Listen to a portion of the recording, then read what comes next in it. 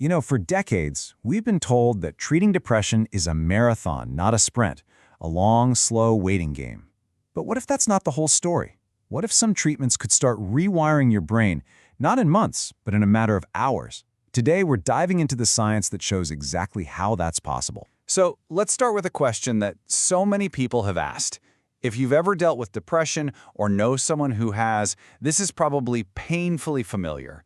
You start a treatment, and then you're told, you just have to wait. It can feel like an eternity, and we've always just accepted it as some kind of biological rule. Well, it turns out that rule is being broken. We're now finding that certain treatments can trigger really profound, physical changes to the brain's actual wiring, and they do it almost instantly. It's a total game changer. So what on earth is going on inside our heads? To really get why this new science is such a big deal, we first have to appreciate just how frustrating that old waiting game really is. Think about it. When you're struggling, a month can feel like a lifetime. And traditional drugs like SSRIs, they slowly adjust brain chemicals. They need that long runway to build up and hopefully start working. That delay isn't just some minor inconvenience, it's a massive, painful hurdle in getting people the help they need. So what's the holdup, really? Is this delay just a fundamental part of our brain's biology that we can do anything about? Or has science finally found a shortcut? To answer that, we've got to look a little deeper. And the answer, it turns out, isn't just about chemicals floating around. It's about the physical structure of the brain itself, the actual nuts and bolts. And this brings us to the brain's amazing superpower, something called neuroplasticity. You should forget thinking of your brain as this fixed piece of computer hardware. It's so much more like a living garden, constantly growing new pathways and pruning old ones based on, well, everything that happens to you. Now, in a healthy brain, that garden is lush. It's dense with connections, letting information flow easily. But chronic stress or depression, they act like a long, hard drought. We're seeing a literal, physical loss of these connections.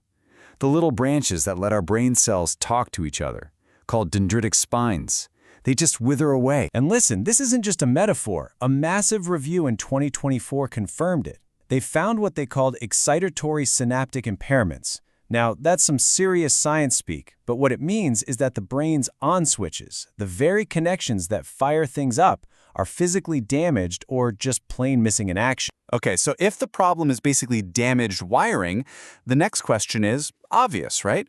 What if you could call in an emergency repair crew?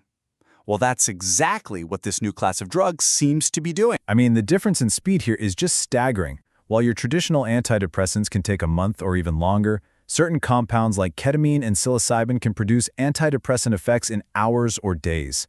But how? How is that even possible? Well, the reason for the speed is pretty mind-blowing.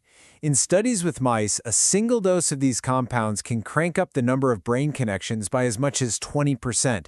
That's like a construction crew rebuilding a city's entire power grid overnight. And the process itself is surprisingly straightforward. A single dose goes in, and almost immediately, the brain just starts building new connections, new spines. And these aren't just flimsy, temporary fixes.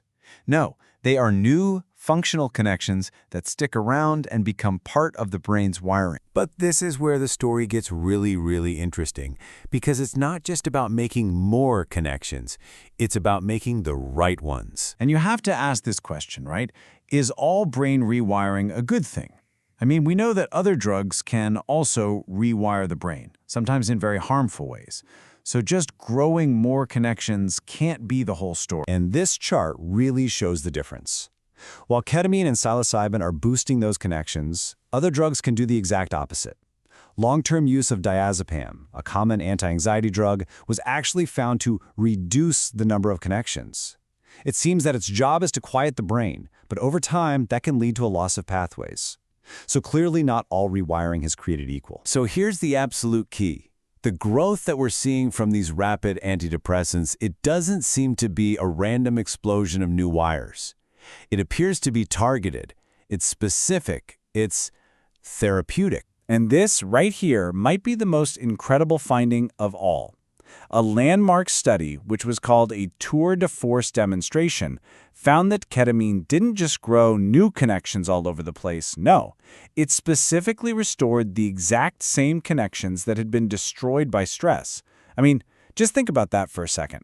This isn't just planting a brand new garden, it's like bringing the old one, the one you thought was lost to the drought, back to life. So what does all this mean for the future of mental health care? Honestly, it's nothing short of a revolution in how we think about the brain and recovery. You know, for a long time, the story of depression was all about a chemical imbalance. But this new science is telling a different story. It's a story of circuit damage. And the most hopeful part of that new story is that damaged circuits can actually be repaired. So, let's boil it all down.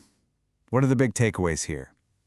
First, depression has physical roots. It can literally be a loss of connections in your brain.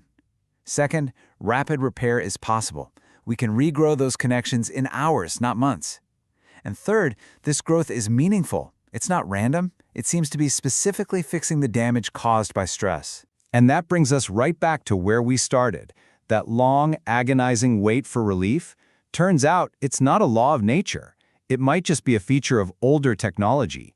Faster, more direct routes to getting better are finally on the horizon. So I'll leave you with this thought. This research reframes the brain not as something fragile that just breaks, but as something incredibly resilient that knows how to repair itself. So my question for you is, how does thinking of your own brain as fundamentally repairable change how you view mental wellness? Let me know what you think in the comments. I'll see you in the next explainer.